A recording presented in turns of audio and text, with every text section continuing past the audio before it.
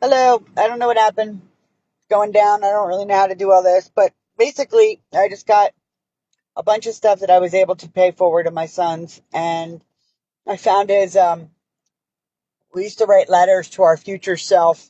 When our souls have crossed over and then brought back down because we have good souls and the spirit of El Shaddai and stuff. And then I found two God boxes. So I think what I'm going to do is continue doing what I was doing before this all happened because I am innocent, and I'm not going to let anybody try and make me feel or treat me like I'm what I'm not.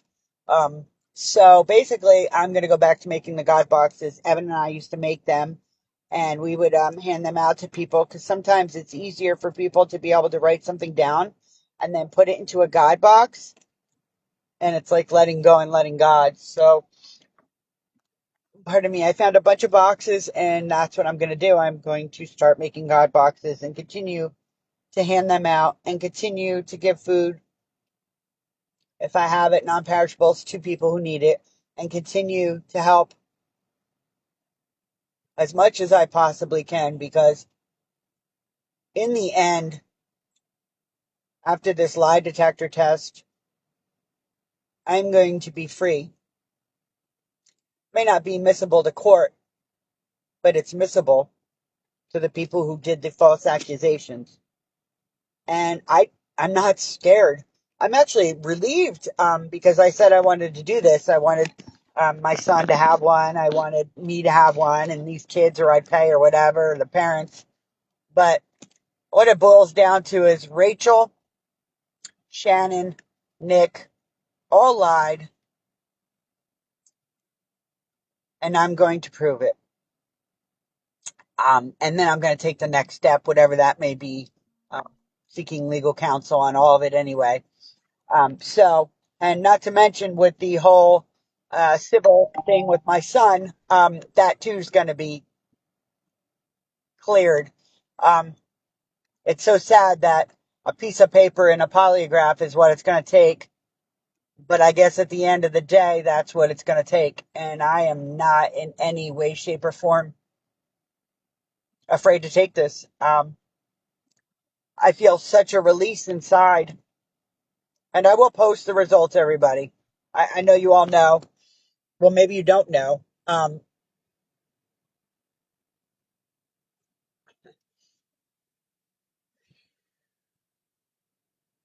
slowly getting my life back.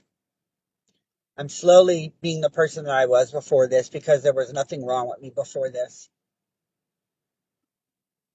I am stronger, smarter, wiser, and more aware that yes, there are sick people in this world.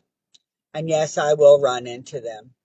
And yes, I had my heart broke, not by one man, but by two. One that was a best friend and one I wanted to spend the rest of my life with. And they both broke my heart. And then, of course, I had my children broke my heart. But I know that faith will mend broken hearts and I will overcome. And the reality is, I fell deeply in love with somebody who didn't love me. I wanted so much for his boys and my boy to have a family that I compromised my own feelings and the way that I should have been treated and the way I should be treated. I felt everybody else deserved the world, and I put myself on the back burner. And I did the same thing with my best friend, who is no longer my best friend, and this would be Craig and Wayne. And I am no longer that woman. I will no longer feel I owe anybody anything and that I will bend my morals, my values, my respect, and my self-worth for anyone at any point in time. Because any man or woman gets with me, they're not only blessed, they're lucky, and they should be grateful. And now you will regret it. Because when you look around and you see stars and you see sun and you see smiles and you see flowers and you see friendship and you see love, you're going to think of me. The worst thought in your mind is, how could have I hurt that woman? How could I have let her down? How could I have turned my back? Well, you know what? That's just God doing for me what I can't do for myself.